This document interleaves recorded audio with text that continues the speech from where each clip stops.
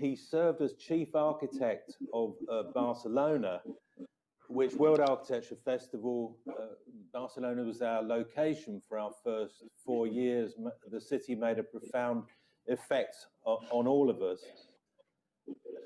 Recently, Vicente has been looking at the design, not just of buildings, but of urban environments, partly in response to our current problem with pandemics, but also in relation to general health and well-being. And he's explored the relationship between built form and the possibilities of, for example, food growing as part of a new proposition for 21st century living environments. Vicente, welcome. Paul, thank you very much for your introduction. Yeah, I remember very well when World Architecture Forum was in Barcelona for several years, and you make also a profound impact in our city, and also with all these events and festivals that you are organizing. So I hope next year we'll be able to meet physically, but this year at least we are talking here virtually. So should I start with my presentation? Yes, please. Okay, so today what I would like is to talk about several initiatives that we are developing. I will end talking and presenting this competition that we won in China, that in fact was developed during the lockdown, the early part of the lockdown. And it includes many ideas that are connected with the crisis of the people fighting for their life, but also fighting for the climate. I would like to make a small introduction because, in fact, I started to work in China many years ago. In fact, well, these projects are in Taiwan. I won a competition. I think it was my first international competition, the year 2003, and we were able to develop this urban design in the waterfront of the Keelung, that is the harbor of Taipei. And then we're trying always to look for the, I would say, a very broader international architecture, but trying to connect with the natural elements that were around. And I think that we had a fantastic time traveling to Taiwan and doing these kind of projects. After that, I became chief architect of Barcelona, and for several years, I was traveling to China more in official basis. But since 5 years ago, I am back to my practice, and also recently we won competition in Shenzhen for the new CBD in Shanmihu, where we also learned the interest of in China about how to develop a dense urban planning development, but at the same time an ecological integration with architecture and with the city. No, so we were able to develop these high density and mixed use projects, but also including this kind of architecture that was looking into ecology and at some point monumentalizing it. In Xiong'an, Xiong'an is a new district that is in the south of Beijing. And in fact, we heard about Xi'an several years ago, 3 years ago, because they launched a competition to do a master plan. And then the result was this master plan where, in fact, they broke with the traditional, let's say, modernist urban planning, where there is a segregation of functions, and they develop a master planning that could be done in any, I would say, European city, except for the amount of water and green that somehow is inside the city itself. Also, we learned about what President Xi was saying, Chairman Xi was saying. He said, we want to build an eco-civilization. And you know, the president of Spain never say anything like that, or the president of America, or the European Union president. So that means that what's happening in China is that sometimes there are strong statements coming from the top, and it takes a bit long to arrive down to the reality and affecting to everyone. But for me, these words were very inspiring, and also the fact that Xiong'an was a city that was directly supported by Chairman Xi, and he was presenting in the year 2017. In fact, the Europe say by 2050, we want to be a zero emissions continent. And then in China, in an address that the president did only like 3 weeks ago, he said that China want to be a zero emissions country by 2060. And this has very strong and deep implications, because obviously the question is not only to look about how to grow the economy, but which kind of economy they should be growing. Well, I wrote that book in the year 2012, first in Spanish, then it was translated to English, and then it was translated to Chinese. And in that book, I was starting to discuss the idea that we should reinvent what means urbanity, what means to make cities. And I propose that we should change the paradigm of what we do and how we live. And coming back to the origins, I was thinking that the model for the future of cities should be, we should produce more locally while we are connected globally. So we should finish with this kind of a globalization that we push in the 90s in many Western countries, where we thought, oh, we want to be good on designing, but someone else will be making things for us. And then the idea was to reinvent what means making things, and using digital technologies.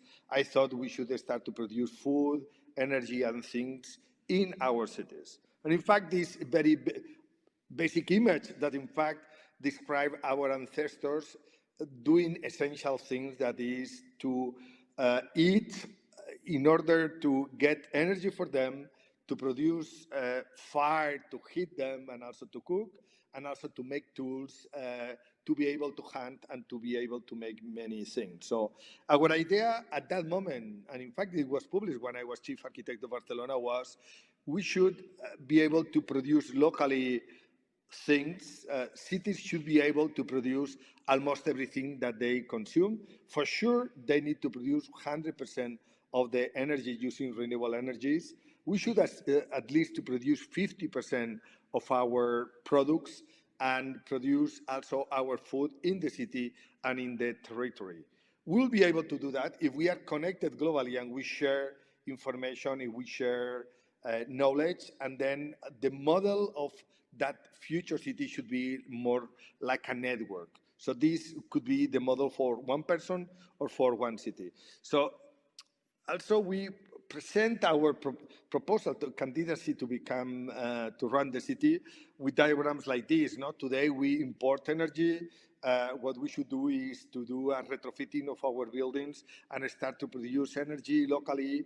We should take our buildings and then put greenhouses on top with solar panels, produce food, and also to have a biomass lab, to have a fab lab, and also to be able to store energy in our electrical cars. And if we do this in one block, we'll be able to do for the whole city. So this is the idea of the self-sufficient blocks and the self-sufficient city. Another idea that we are developing is the idea of moving from the centralized industrial model, that is this one in the left, to the distributed model that is in the right. So we should move more from a system like Moscow, Paris, Beijing, that are super centralized radial city, to a model that is a distributed city organized by urban units that should be like 500 meters radius. So that means 10 minutes walk. And then in that unit, we should have almost all the facilities, housing, but also working places for the people. So this is the diagram, for example, of the markets in Barcelona that shows how the distribution of selling food around the markets creates some, let's say, distributed forms of urbanity. These are the list of all the public facilities, schools, sport halls, libraries. So the idea of the distributed city has been a mantra for us for several years. And in fact, right now in Paris, they call this idea, they name 15-minute city.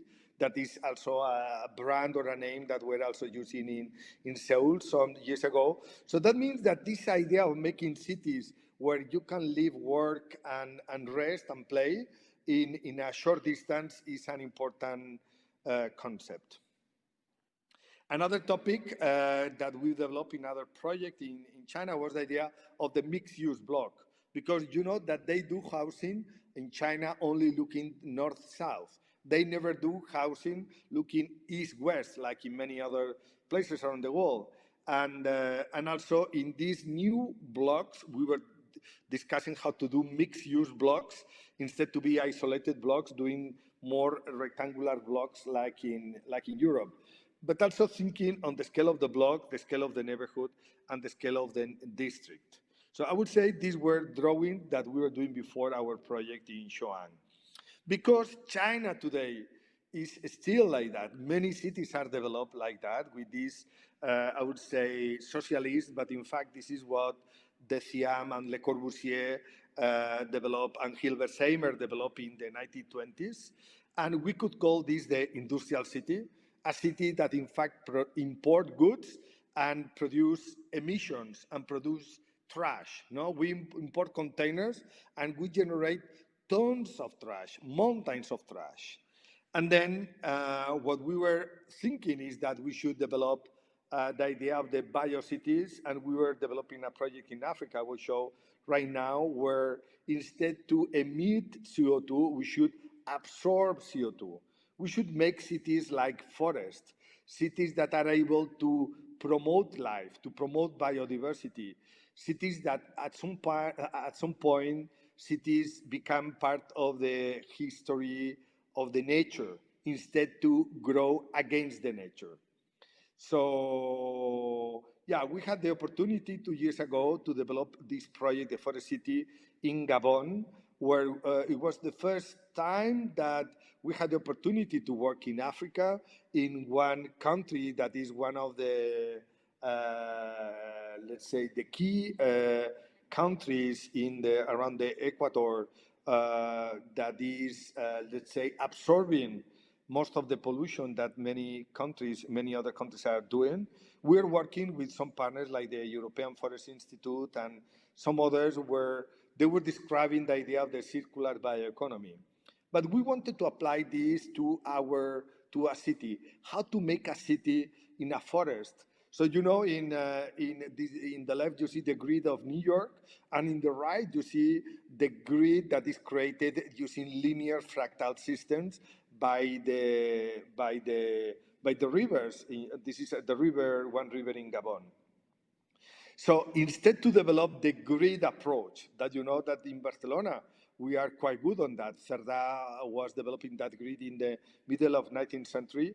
We wanted to develop the idea of the linear city, that instead to grow with the same depth in a linear way, we could grow by some kind of clusters of hubs that here are represented by these square neighborhoods along some main roads.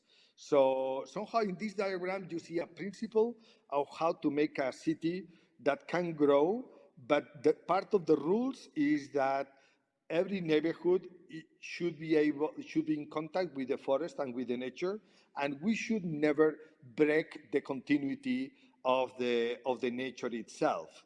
So this proposal was a multi-scalar proposal. Obviously, our idea was to make all the buildings with wood, and this is one of the neighborhoods that we were developing. So the idea is to have a multi-scalar system where we have a small neighborhood, a kind of block, a neighborhood, a bigger neighborhood, and even a district that could grow at the scale of a city. And here we call the left community, the twig community, or the branch community, and could grow to a bigger structure.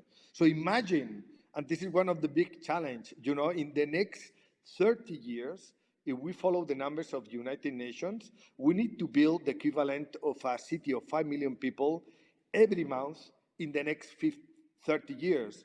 Because in theory, there will be 2 billion people that will go to the city to be urbanized. This means that we can destroy definitely the planet, or if we find the right solution, that obviously is not the industrial city, we'll be able to transform and to make cities that are part of the natural history. Our idea here is that the foundational building will not a church. If you imagine how the cities in the west of America were created, there was a linear city, always, because there was a road. They make a church, they make a salon, they make a small hotel and some houses. So our idea here is, if we need to start a city, we need to do a kind of factory, a kind of green factory, because the mission of this factory will be to let the city build itself. So our idea is, if we are surrounded by forests, we should be able to manage the forest, obviously following sustainable principle. We should be also to develop, to produce wood. With the wood, we can produce material for the construction, and with these materials, we can make the city itself. So it's a city that is building itself. And this was our proposal for Gabon. Right now, we are working to develop a prototype for these African cities that can learn from this experience and can develop it in a broader sense. We call this the living economy because if the mission of a city is to produce what it needs to live, then what we need to do is to promote life. We need to do not the first sector, exploit the resources, the second sector, to develop industrial products, or the third sector, that is to make services or design. We need to do everything at the same time with many kind of products. And this is something that obviously we are working on. Now we move to today's reality, the pandemics, and then this kind of the hospital that we saw, millions of people dying in the world. But we need to remember, as always, that part of the future is in our past. We need to learn from the past in order to invent the future. Those interested in the future are always interested in the past, because somehow I would say that we are kind of time managers. We are dealing with the past of the future at the same time. And then this was exactly what was happening 100 years ago. And another important thing that happened 100 years ago is that Bauhaus was created in 1999, exactly in a moment when architecture needed to be reinvented. All the culture was invented after the First World War, but also after the so-called Spanish flu. Buildings that had open terraces, more light, and so on. So in our project in Xiong'an, we had the opportunity to rethink how this new generation after pandemics could be developed. And then we are thinking in this multi-scalar approach that instead to design buildings, we should design a multi-scalar living environment, starting from your home, your building, your block, your neighborhood, and obviously to be able to have an impact in the whole city. The competition was for 4 blocks around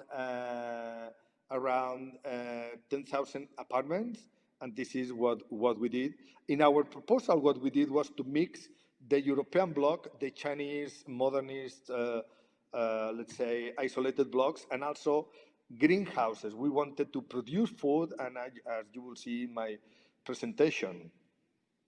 We are also discussing about having this walkable city, and again, we are thinking that in the future, there will be this kind of systems of mobility. In fact, we have already these kind of systems of mobility, And what is very funny is that this was also invented 100 years ago. You know, this is a picture of Barcelona with some technologies that somehow were abandoned. And right now we are back. They were electrical as the ones that we are using right now. And if we see today's cities after pandemics where people are walking because they want to keep social distancing and they are doing teleworking and so on, this is exactly, these walking cities is exactly how they were the cities 100 years ago, where people was mostly walking and using public transportation. There were few horses and also few cars in cities. So in our proposal, this is the Courier in China. There are not many Couriers like the one you can find in Barcelona, in Paris, in London, or even in Vienna. But we were proposing to do this, and also we were proposing to bring the working areas to our homes, and also to some co-working or co-factoring, that this is the new generation of working places. So obviously now we have been talking so many years about teleworking, and now this is a reality. Also teleeducation is absolutely a reality, and also the idea of the co-working that we already knew will allow also to have some working places, not at home, but after the pandemic, we could have this working situation around the place where we live. There is also this, the idea of introducing metabolic systems in our buildings, and we are following and we are exploding. We are using the principles of what we call the anatomy of the city that we developed when we were working in the city council, and then there will be some technologies that I will not explain, but in China they don't use anymore the coins or anything. Everything is electronic, and there has been developed apps for the pandemics control and so many things. And we'll use to share knowledge and to share resources in the people in the neighborhood. Also, we are interested about, as I say, the trash management in this scale. And something really very important is the idea of the wood construction. About this, I would like to make a short explanation, because the idea of this circular bioeconomy is well represented with the idea of having a good forest management in order to extract or to get wood and other materials and to use for constructions. You know, I was the founder with other people 20 years ago, right now, the Institute for Advanced Architecture of Catalonia. Right now we have in Barcelona 150 students from more than 50 countries. So it's a miracle that even this year so many people from several countries come to Barcelona and they are studying with us. We are pioneers. We coined this idea of the advanced architecture, and we wrote the Dictionary of Advanced Architecture published by Akhtar. And also this is the space of our school, where we have robots, and the idea was following the Bauhaus principles of learning by doing, having the students having the experience of inventing the future with their own hands. So I wanted to have always a kind of factory, because I wanted to be able to make buildings inside with our students, and this was our first solar house. This was a wooden house. This is the file for cutting this parametric house that was produced and presented in Madrid with this round shape, but all of it produced with flat pieces, you know. We produced all the interior, and it was the first self-sufficient house made with wood in Barcelona. This was a second pavilion that we produced, where the cars were directly charging from the solar panels in the facade. And then the interesting thing is, starting 2010, YAC decided to buy a property, you see, in the forest near Barcelona, in a place called Valldaura. And then in this 19th century farmhouse, we decided to create a laboratory and to launch a master. This new master is called Master in Advanced Ecological Buildings and Biocities. And then here, during the pandemic, all this year, we had the students in the lockdown here. you know. And while we were doing the competition in China, we were also running educational program, and our students were living here. So this is the overall idea about having an holistic vision about the material management of the whole property. This is the labs that we created. This is called the Vidaura Labs. And these are the students working in the lab during the pandemic because they were a family. That means that they were not protected with masks because the students are also living there. And then our challenge was to design and build a house. In fact, we did this last year. And then the first year of the master, we were able to design this tiny house that is a self-sufficient unplugged house disconnected from the network. And we were using mostly the skin and part of the structure using local wood. This is the first tiny house we did. But during this year, what we did was to close completely the circle. And you see, with our students, we were cutting trees. We were marking the trees in order to have a full traceability of these of the material, and then we were producing the wood with our students. We were also using full traceability of every piece of wood from every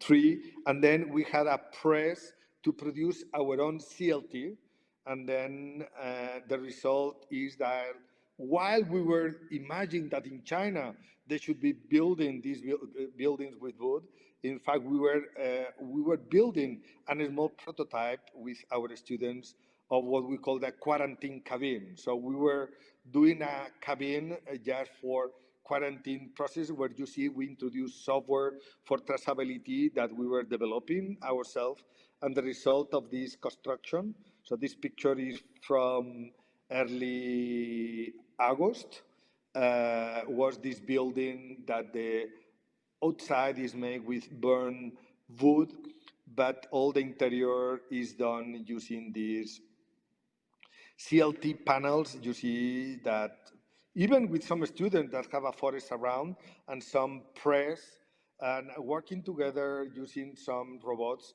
we are able to do some kind of constructions like that. So obviously this today is a very big trend, and this is something is under development in the world. And then our idea is that we should have CLT plants. You know, in China, they are not still using wood. And now that we want a competition, we are discussing with the government how they could start to work with this kind of construction. You know, when I was in Barcelona, I supported this kind of project using timber. And by the way, was the last year winner of the sport building in the World Architecture Festival. I was really very proud. I'm very happy that my friends won that. And we are developing several projects in Barcelona. So in Shanbihu, we are doing this building where we are, where you see the plan with these public facilities, with the swimming pool, and this idea of the buildings with the terraces. You see offices on top, and the idea of having greenhouse on top of the building where we can produce energy and we can produce food. Sorry, I am running a bit because I heard I have 40 minutes, but it seems it will be a bit shorter. So I need still maybe 2 minutes to finish my speech, if you don't mind. And the idea was, and we were analyzing before, how to produce food in cities. And then these are 6 different approaches of how to make food in cities. And I discovered we really could do this anywhere in the world when I was in Iceland last year. So this is a huge greenhouse in Iceland where they produce 30% of all tomatoes that they need for the whole island for 100,000 people in only 1 hectare. So if in Iceland they can produce tomato, that this is what we are good in Spain or Italy to produce with this kind of climate, that means that we can produce tomato in Moscow, in Beijing, or anywhere in the world. This is New York with Brooklyn Grange, and these are some different samples. So our project, what we include was to have a greenhouse that should be on top of every building, because with this greenhouse, we could use the 45 degrees slope of the roof to produce energy with some separation between the panels in order to get some light also coming from the south. And then we could produce tomatoes, and we could mix also some with some LED farming. Obviously, the management of this can be done directly by the citizen that they own it, by a cooperative where the people are running and so they pay a bit to someone to produce the food, or they could rent these facilities to someone else. But imagine another crisis like the Chernobyl, where there was a food crisis because of the contamination of the food. So to be able to resist even in moments of crisis of food will be interesting also for the future. And obviously there could be another oil crisis like in the 70s. So here we're fighting and we're proposing buildings that can produce energy, food, and some other objects because of potential crisis in the future, and also to create some safety for the life of the people in the future. Another topic we were interested, this is the market in the ground floor. We're interested about the energy. These are some samples that we did in Barcelona, and this is in Brooklyn. But we could imagine some other samples. With the solar panels are really integrated in our building and are part of the overall image of the building. And the third thing we were interested is the idea of making things. You know, this is a big 3D printer that can print a chair or a table only with one shot. And our idea is that we should have fab labs or centers of fabrication near the place where we live. During the beginning of the crisis, there was a problem. Spanish government was not able to buy masks, and then the makers start to make masks and many other things. We were helping hospitals in Barcelona because our government was not able to help, and also our industry was not ready to producing, because in the 90s we decided that everything should be done in poor countries or in emerging countries like China and so on.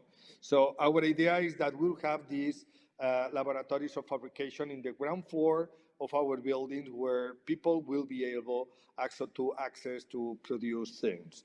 Last thing is we also propose big terraces. In China in general, they don't have these big terraces, and we propose to have big terraces because we learned during the lockdown that to have flexible spaces where we can work, we can meet, we can play, kids can even run and play. This is fundamental. And then the right to have sun, to have these terraces, all of them were oriented to south, will help also to have a better life in the future, in future crises and so on. There were also some small villas in some parts of the buildings, on top of the buildings. And also we were developing comprehensive, there were student residence and other formats. And this is a comprehensive economical study about what is the value of making energy, food, and things near the home that you live. So that's all. I think that the future is very exciting. Crisis, if we see what happened 100 years ago, or even 50 years ago after the crisis of the 70s with the oil, were a great moment for rethinking cities and rethinking architecture. And we would like to play a role in this redefinition of what we are doing. Now we are negotiating with the government to develop this building, because in China they are not still building with wood and developing this holistic vision, but we hope that we'll be able to develop there and maybe in some other places around the world. Thank you very much. Vicente, thank you very much. This is a wonderful presentation. I want to ask you whether the sorts of new development you're thinking about, heavily mixed use, incorporating food production and energy production, what is the best unit of organization to make this happen? Is it the neighborhood? Is it the city? Or is it national government? Yeah, from my point of view, you know, if I tell you New Delhi or I tell you Los Angeles, you know, we don't know what this is. It's so huge that it doesn't have a kind of physical meaning, no? But if I tell you Soho in New York or Chelsea or Gracia in Barcelona, this is something we know exactly what we are talking about. So our proposal is to organize cities with these units that the best one is the neighborhood. These neighborhoods are around 1 kilometer by 1 kilometer, around between 15,000 to 25,000 people. And these are the right units to, for example, this is the right units to have a market in Barcelona or to have a high school and a school and so on. So obviously in the cities, you will have universities, or you will have the Camp Nou, or you will have the beach. So there are big infrastructures, big stations that will be only O2 by city.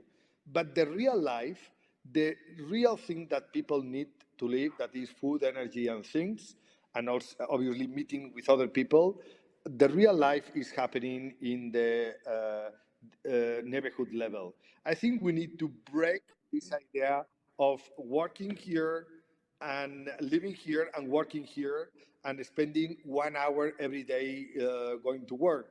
This is the old industrialized urban model, and that's why we propose to develop the digital reindustrialization of cities in order to dissolve the production of things that we need in order to live, and even to dissolve the production of goods in the neighborhoods of the cities.